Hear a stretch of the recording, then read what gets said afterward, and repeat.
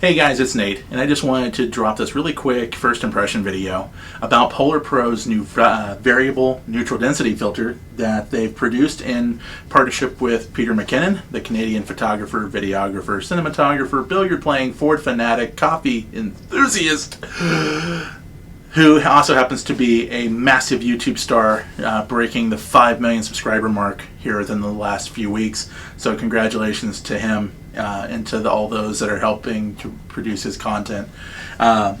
Great video. It's definitely been something that's helped me a lot to really kind of go to the next level and really learn truly how to use that equipment in my hands. So PolarPro released a similar product, the original Signature Edition, a couple years ago. It is a variable 2 to 5 stop neutral density filter. It's fantastic. The build quality is amazing, even down to the packaging. Just very nice from the minute you open the box. They definitely took a play right out of the Apple playbook of making sure the experience is amazing from the time you open that FedEx box. So great job. This is actually when I've been wanting one of the PolarPro models for a while.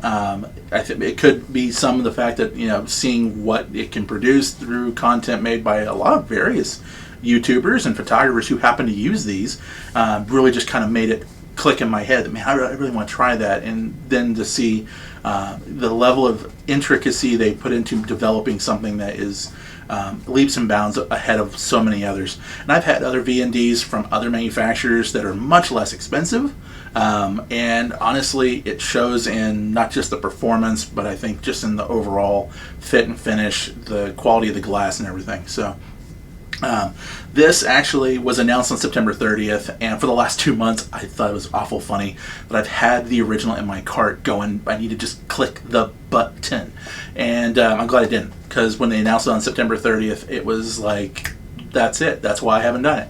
So I immediately went to the pre-order stage, pre-ordered the thing. They only released 1,000 for delivery on the 6th. The next batch doesn't even ship till around here in the next week or two. So it was really just good timing. I got my hands on it early enough that I get to do this before there's 1,000 other people doing the same video. So yes, one for me. But this is definitely something, if you're a photographer or a videographer, you need a VND. You just do. There's too many reasons not to, and we'll talk about those here in a second. So let's take a look at her. All right, so let's dive in, and just right off the bat, like I said, the packaging to me reminds me a lot of opening up an Apple product. There's a lot of attention to a quality display from the time that it arrives at the door. So let's get inside this guy and let's take a look. So compared to, like I said, the first gen where you got the really fancy display box, this is a little simpler. But you open it up, and there's that Pete McKinnon signature, which honestly, it's cool. And I'm not gonna be the first person to say, man, you got to go out and buy something that has personalities trademark on it. But Pete McKinnon has kind of shown through his work that he really understands the needs of somebody who's going to be out actually using the product, and has worked with a company who knows glass, PolarPro, at developing something that fits the bill. So inside the box, there is a couple extras, and just in the sense that it's not simply just a filter, but you do get a great filter wipe here, and another element of cool factor. I'm not actually going to take it out of here because I'm going to try to keep this thing clean.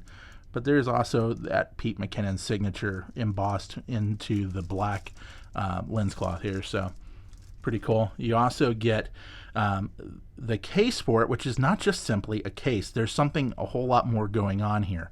Pete McKinnon Signature Edition 2, PolarPro, and honestly this back cap feels just like the filter itself. 2 to 5 stops, 77 millimeter. Peter McKinnon Variable Neutral Density, Signature Edition 2.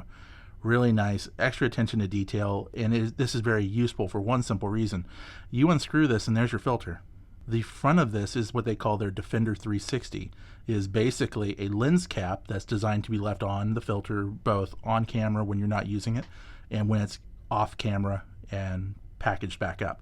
So let's get the camera in here, and let me show you why this Defender 360 to me is the coolest thing that actually comes in the packaging. Because every filter you have, every filter that I know I have the same complaint. I always manage to touch the filter when I'm putting it on the camera, no matter how many times I try my best not to. Well, with this Defender 360, I have not once touched the filter itself, and now it's on the camera, and there we go. So I'm done shooting for the rest for a little bit. You know, we're outside. We don't want to get anything on that lens, that front element. Well, there you go. You have a lens cap that is also part of your storage solution. And the biggest issue with most variable neutral density filters in particular is that there's no way to attach the lens cap once it's on. If you have your regular lens cap on your normal lens element, it clips into place, we're all good. It will not do that with a variable neutral density because there's too much glass at play.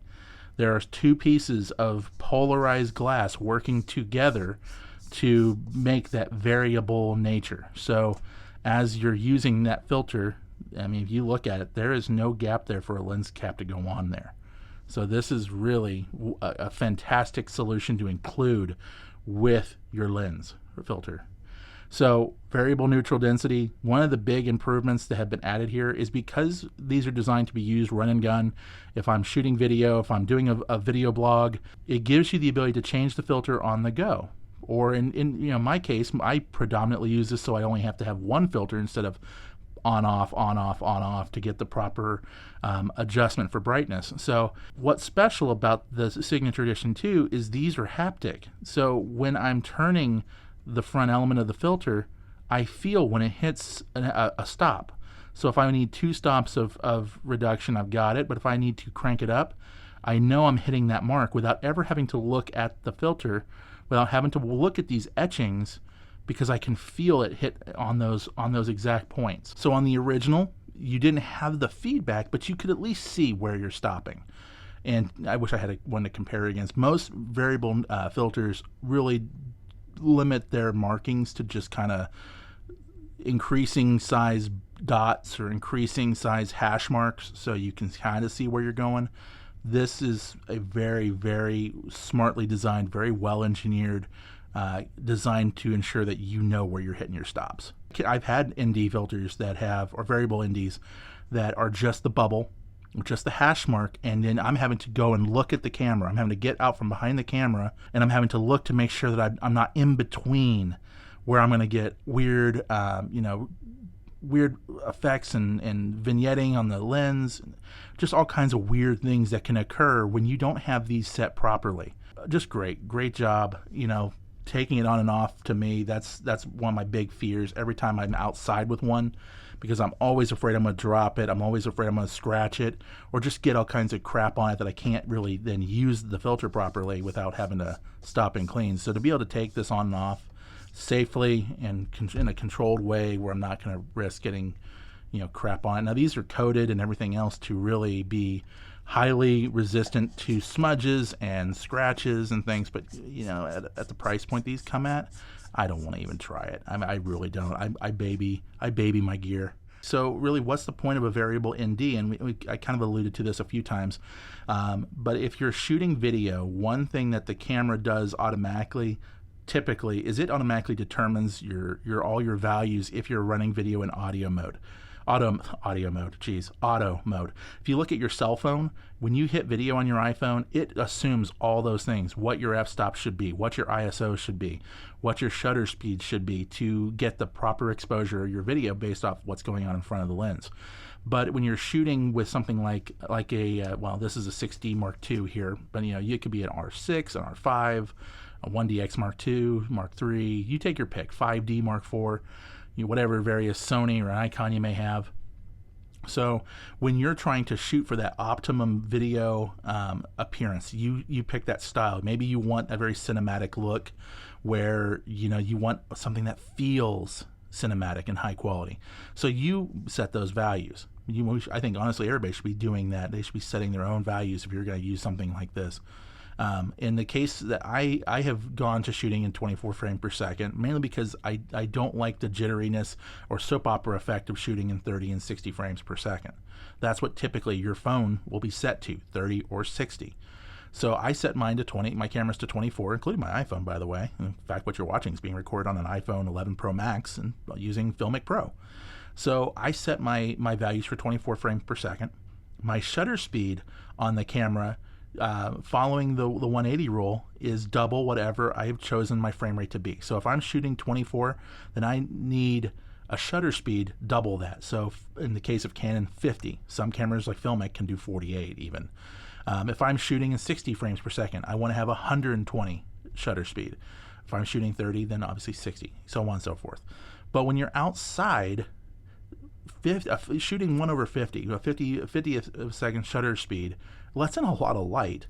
And that can be a real problem outdoors because it's going to let in way more than you need to get proper exposure. So neutral density filters come in extremely handy because they can act as a barrier to unnecessary amounts of light. I can put this, pausing for a side note here, if you know anything about virtual or variable neutral density filters or NDs at all, you know everyone uses the analogy of sunglasses. I'm doing everything I can not to use that if you haven't already caught on. But yeah, sunglasses for your camera. Okay, don't tell anybody. So I will use an ND to reduce the amount of light coming in. So that way I can leave that shutter open and then still get only the amount of light I need for it to look good, for it to properly be exposed. But I can also use these like today, where it's a nice, really sunny day, and I want to go out and take something that's maybe long exposure. If I go out to the falls out here, here south of Pittsburgh, and I want to get a really cool, soft, long exposure image during daylight, then I can use that same ND filter to set, for the same reason, an exposure that will allow in a lot of light. So long exposure, holding the shutters open to let in tons of light, but I don't want to overexpose it, so I can use this to reduce how much light's actually hitting the sensor. Make sense? Okay, I'm just going to do it. It's sunglasses for your frickin' camera. That's all. It really is. But it also allows for a lot of creative uses of your camera as well. My two main uses I just talked about: video, long exposure. So that's it. That's a great reason to have this. If you're out and you love to shoot video of the kids and you want it to be in that really high quality, great. Get an ND filter. Maybe you don't get the PolarPro. Maybe you get something from Canon. You know, there's a ton of various filters out there. Just get a decent one. Don't have a great lens with really high quality glass with cheap Amazon Basics fake plasticky wannabe glass in front of it. Sorry, Amazon, your filters really are horrible. But that's it, guys. This is a great investment for any photographer, any videographer. I don't have anything taken with this yet, so look for more stuff to be coming later. All right, guys. Peace out.